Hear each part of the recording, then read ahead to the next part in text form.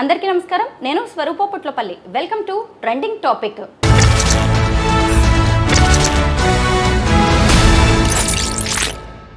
Pranay murder case రెండు తెలుగు రాష్ట్రాల్లో ఎంత సంచలనం సృష్టించిందో, ఎన్ని కుటుంబాలను శోక సంద్రంలోకి నెట్టేసిందో మనమందరం చూస్తూనే ఉన్నాం.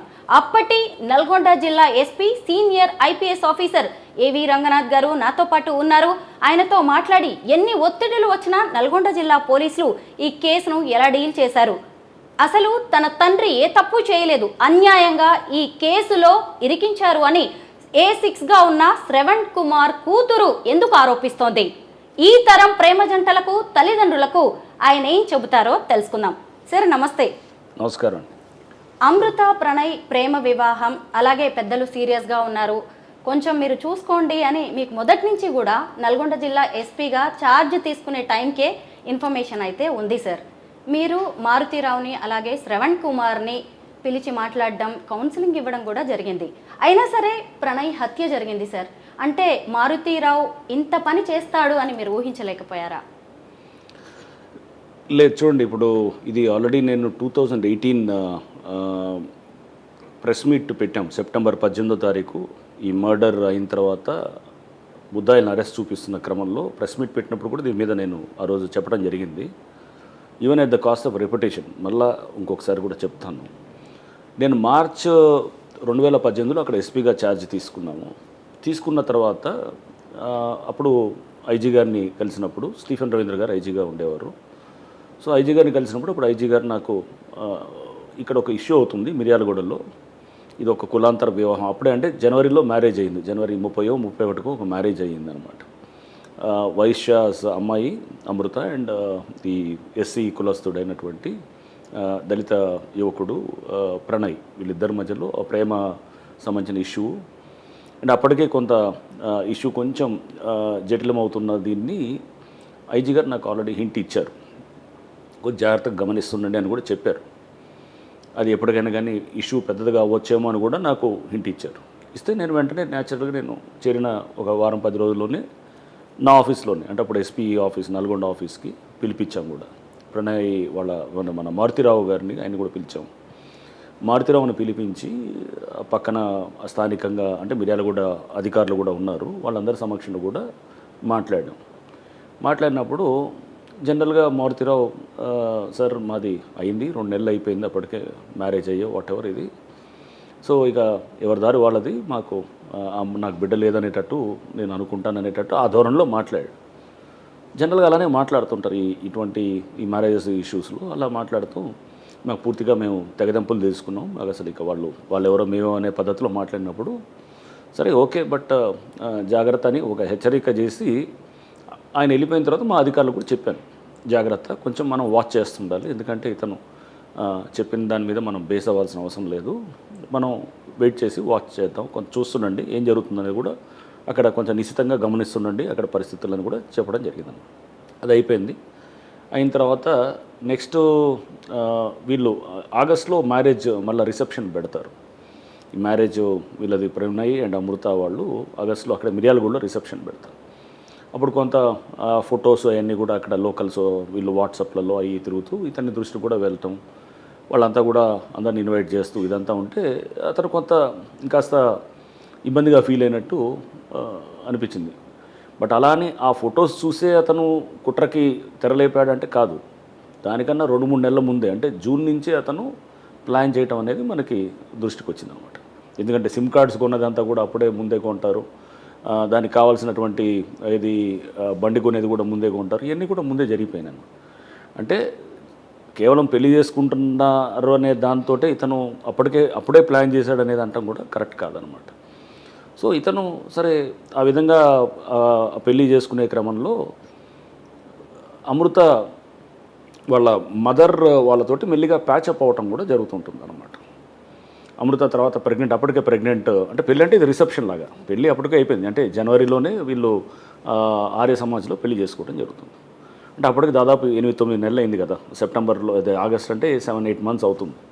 ఈ అమ్మాయి కూడా ప్రెగ్నెంట్ ఉంది, 4th or 5th month what ever ఇది ఉంటే రిసెప్షన్ అయిపోయింది. అయిపోయిన తర్వాత కూడా వీళ్ళు కొంత తల్లితోటి మెల్లిగా టాకింగ్ టర్మ్స్లోకి మాట్లాడటం అనేది అది జరుగుతుంది. సో మేము కూడా అక్కడ స్థానికంగా ఉన్న అధికారులు కూడా అంతా కనుక్కుంటున్నప్పుడు వీళ్ళు పర్వాలేదు కొంత మళ్ళా వీళ్ళ ఏది మాటలు మధ్యలో మొదలయ్యాయి, ఇద్దరు కొంత కలుసుకోవటానికి ఆస్కారం ఉన్నట్టు తెలుస్తుండేది అనమాట.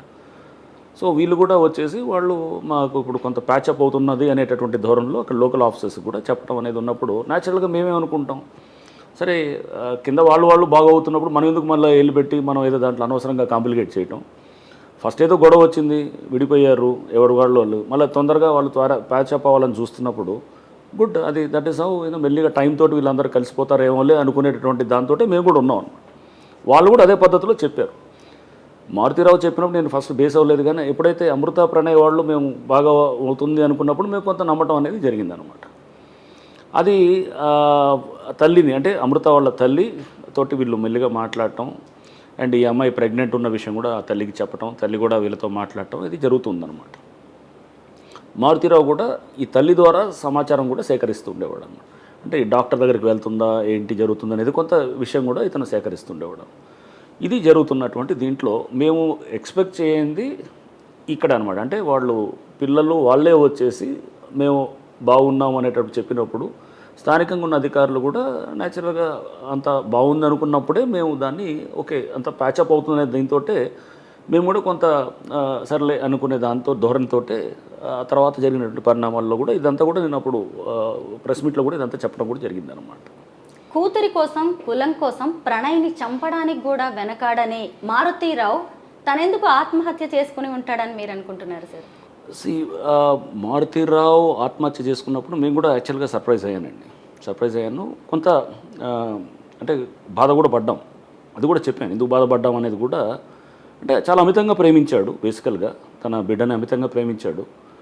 బట్ ఆ ప్రేమ ఏదైతే ఉందో అతను ఆ ప్రేమని అంటే బిడ్డ ఏదైతే అమితంగా ప్రేమించిన అమ్మాయి ఎప్పుడైతే కనుక వేరే అతనితోటి వివాహం చేసుకుని వెళ్ళిపోయిన తర్వాత ఆ జరిగిన పరిణామాలు పరిస్థితులు ఇతను హ్యాండిల్ చేయలేకపోవటం, ఫైనల్గా ఇతనే ప్రాణం ముగించుకోవటం అనేది కొంత అదే బాధ అనిపించింది అనమాట. అంటే ఇతనికి ఒక పరిస్థితులను ఎలా హ్యాండిల్ చేసుకోలేకపోయాడు అనేది దానితోటి అంటే దాన్ని తట్టుకోలేక ఇతను ఈ పరిస్థితి రావటం అతనికి అంతా కూడా మనం చూసాం. ఇతను ఆత్మహత్య చేసుకోవడానికి కారణాలు పలు ఉండొచ్చు. అక్కడ కారణాలు బహుశా రకరకాల నేను అనుకోవటం. ఒకటి నెంబర్ 1 ప్రపంచం అంతా అప్పటికి అంటే మారుతీరావు చనిపోయిన తర్వాత అతని మీద అందరూ జాలి అనేది ఒక అంటే రెండుగా చీలిపోయింది. అమృత వైపు మాట్లాడేవాళ్ళు కొంతమంది ఉన్నారు, అంటే ఇట్లా అంటే టీనేజ్ లవ్ దీని ఇష్యూస్ గురించి మాట్లాడేవాళ్ళు ఉన్నారు, తండ్రి ప్రేమ అని మాట్లాడేవాళ్ళు ఇట్లా. బట్ అంతకుముందు అంటే మారుతీరావు చనిపోకముందు అతన్ని మొత్తం అంత సమాజం దృష్టిలో అతను ఒక మర్డర్ చేసిన వాళ్ళలాగానే అతన్ని చూస్తూ ఆ విధంగా ఉండటంతో కూడా ఇతను కొంత నేను అనుకోవటం బహుశా దాంతో కూడా చాలా ఇమోషనల్గా డిస్టర్బ్ అయినట్టు అనేది కూడా కనబడుతూ ఉండింది అనమాట. అదొక కారణం ఉండొచ్చు. ప్రేమించిన న్యాచురల్గా బిడ్డ కూడా అతని నుంచి దూరం అయిపోయి అంటే మర్డర్ అయింది, అందరూ కేసుల్లోకి అయ్యారు కానీ బట్ అనుకున్నది ఏమీ అవ్వలేదు కదా, అక్కడ ఏం సాధించింది ఏం లేదు. అందరూ కేసులో వెళ్ళారు, జైలుకి వెళ్ళారు, ఇదంతా అయింది. బట్ అక్కడేమి ఇతను అనుకున్నది యాక్చువల్గా అతన్ని మర్డర్ చేసిన తర్వాత బిడ్డ ఇతని దగ్గర వెనక్కి వస్తుందేమని అనుకునే దీంతో ఇతను ప్లాన్ ఉండేది. బట్ అదేం జరగకుండా ఇతను అరెస్ట్ అయ్యాడు. తర్వాత బిడ్డ దగ్గర అమీర్వాద వెళ్ళేసి వాళ్ళ మామగారి దగ్గర ఎక్కడ ఉండటం ఇదంతా కూడా జరిగిందనమాట.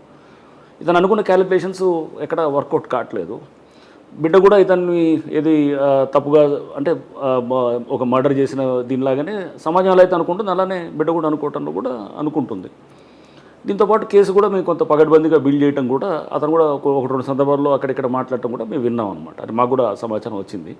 సో కేసు కూడా పగడ్బందీగా అవుతుందని అంటే కేసు కోసం అనేది నేను అన్ను, బట్ డెఫినెట్గా అతను మోర్ ఆఫ్ ఇమోషనల్గా డిస్టర్బ్ అయ్యి ఉంటాడు అనే దాంతో అతను ఆత్మహత్యకు బహుశా వెళ్ళి ఉంటాడు అనేటటువంటిది నేను అనుకుంటుంది అనమాట. సార్, ప్రణయ్ మర్డర్కి ముందు తర్వాత కూడా ఇలాంటి పరువు హత్యలు చాలా జరిగాయి. కానీ పోలీసులు ఈ కేసుని ఎలా డీల్ చేశారు, ఇన్వెస్టిగేషన్ అనేది పక్కాగా ఎలా జరిగింది సార్? ఎందుకంటే ఇప్పుడు మనం చూస్తూనే ఉన్నాం, ఒకరికి ఉరిశిక్ష 6గురికి జీవిత ఖైదు విధించే వరకు వచ్చింది అంటే అందులో పోలీసుల పాత్ర కీలకం. మీ మీద కూడా చాలా ఒత్తిళ్లు వచ్చి ఉంటాయి ఆ టైంలో, ముఖ్యంగా డబ్బుతో మేనేజ్ చేయాలనుకోవడము, రాజకీయ ఒత్తిళ్లు కావచ్చు, వీటన్నిటిని దాటుకుని జడ్జిమెంట్ వరకు ఈ కేసు ఎలా వచ్చింది? రైట్ అండి. ఈ కేసులో ఉన్న ఇంగ్రీడియంట్స్ కొంచెం డిఫరెంట్గా ఉంటుంది. దాని తర్వాత కూడా ఇమీడియట్గా కొన్ని 1-2 నెలల్లోనే నేను ఎర్రగడ్డలో ఒక మర్డర్ అవుతుందన్నమాట. అంటే ప్రణయ్ మర్డర్ అయిన తర్వాత కూడా ఒక 1 వీక్ 2 వీక్ 1-2 మంత్స్లోనే ఎర్రగడ్డ దగ్గర కూడా అవుతుంది. దాంట్లో తండ్రి వచ్చేసి బిడ్డను చంపుతాడు, కూతుర్ని చంపుతాడు. అంటే వాళ్ళంతా కూడా ఏంటంటే ఆర్థికంగా నార్మల్గా, అతను వెరీ నార్మల్గా ఉంటాడు. అంటే బట్ ఇదే same inter caste marriage issues ఉంటాయన్నమాట. దీనికి ఇంత ప్రాముఖ్యత లేకపోతే ఇంత దీనికి ఇంత పబ్లిక్ ఇంత కనెక్ట్ అవ్వడానికి కారణం ఏంటంటే ఉన్నాయి, కొన్ని ఇష్యూస్ ఉన్నాయి. ఒక పక్కన తండ్రి ఏమో బాగా ఎఫ్లూయెంట్, బాగా డబ్బున్న ధనిక దీని వర్గం నుంచి వచ్చినవాడు, వైశ్య సామాజిక వర్గం. అబ్బాయి పిల్లవాడు వచ్చేసి ఎస్సీ మాల్లా సామాజిక వర్గం. వాళ్ళు మిడిల్ క్లాస్, అతను ఒక ఎంప్లాయీగా ఉండేవారు, వాళ్ళు బాలస్వామి గారు. సో పిల్లలు కూడా చూడటానికి చక్కగా ఉన్నారు. వీళ్ళంతా ఫోటో షూట్ అదంతా తీయటం, అదంతా కూడా టీవీలో అదంతా కూడా పాపులర్గా అది చూడటంతో పిల్లలు చాలామంది కనెక్ట్ అవ్వడానికి అప్పుడు స్టార్టింగ్. అండ్ సీసీ ఫుటేజ్లో క్లియర్గా నరకటం అనేది పట్టుకొని అదంతా కూడా చేయటం, హైర్డ్ కిల్లింగ్స్ ఈ ఆస్పెక్ట్ రావటం, కాంట్రాక్ట్ కిల్లింగ్స్ రావటం, ఐఎస్ఐ రిలేటివ్ ఆపరేటివ్స్ వాళ్ళు కూడా ఐఎస్ఐ ట్రైన్డ్ అయినటువంటి ఆపరేటివ్స్ దీంట్లో ఇన్వాల్వ్ అవ్వటం, అంటే చాలా కరుడు గట్టిన నేరస్తులు కూడా దీంట్లో అన్నింటిలో ఉండటం. ఇవన్నీ కూడా బహుశా నేను అనుకోవటం ఈ కేసుకి కొంత ఇంకా అంటే బహుశా పబ్లిక్ ఎక్కువ దీని మీద ఇంట్రెస్ట్ చూపించడానికి కారణాలు అయి ఉండొచ్చేమో అని అనుకున్నాం అనమాట. ఎందుకంటే చాలా అయినాయి తర్వాత కేసెస్. బట్ ఎస్, ఇన్ఫ్లుయెన్సెస్ అంటే నా మీద ఎటువంటి ఇన్ఫ్లుయెన్సెస్ ఏమీ లేవు. బట్ డెఫినెట్గా మేము ఫస్ట్ నుంచి కూడా అతను డబ్బున్న వ్యక్తి. అతను ఎక్కడో చోట ఇన్వెస్టిగేషన్ని కానీ ఏదన్నా అతను ఇన్ఫ్లుయెన్స్ చేస్తాడు, అంటే మారుతిరావు ఇన్ఫ్లుయెన్స్ చేస్తాడు అనేటటువంటిది నాకు మైండ్లో ఫస్ట్ నుంచి ఉండింది. అందుకోసం మేము టెక్నాలజీని ఎక్కువ బేస్ అయ్యాం అనమాట. అంటే ఇన్వెస్టిగేషన్ని హ్యాండిల్ ఇన్వెస్టిగేషన్ని మేనేజ్ చేయడంలో కానీ, లేకపోతే మేము ఛార్జ్షీట్ వేసిన తర్వాత సాక్షుల్ని తర్వాత మేనేజ్ చేసి వాళ్ళని హాస్టైల్ అంటాం అనమాట. అంటే ప్రాసిక్యూషన్ విట్నెసెస్ ఉంటారు, వాళ్ళని హాస్టైల్ చేయటం అనమాట. అంటే మాకు తెలియదే, పోలీసు వాళ్ళు చెప్పమంటే చెప్పాం, లేదా ఎక్కడ సంతకం చేయమంటే చేసాం, లేదా పోలీసు వాళ్ళు ఈ విధంగా చెప్పారంటే అలా తీసుకొచ్చి చెప్పాం, పంచనామాల్లో మాకు తెలీదు, వాళ్ళు మా తెల్ల కాగితాల మీద ఇలా చెప్పేవాళ్ళు కూడా చాలామంది ఉంటారు అన్నమాట. ఆ విధంగా హాస్టైల్ అవుతారు అనమాట. సో సాక్షులు హాస్టైల్ అవుతారు. హాస్టైల్ చేయడానికి డబ్బు చూపించవచ్చు, లేకపోతే ప్రలోభాలతో ఉండొచ్చు, లేకపోతే బెదిరింపులు కూడా ఉండొచ్చు. ఎందుకంటే వీళ్ళందరూ చాలా తీవ్రమైన నేరాల్లో ఇన్వాల్వ్ అయిన వాళ్ళు. ఎందుకంటే సుభాష్ శర్మ కూడా గతంలో చాలా నేరాల్లో ఉన్నవాడు. ఇతను భార్య కూడా అతను అంతకుముందు కూడా నేరాల్లో ఉన్నాడు.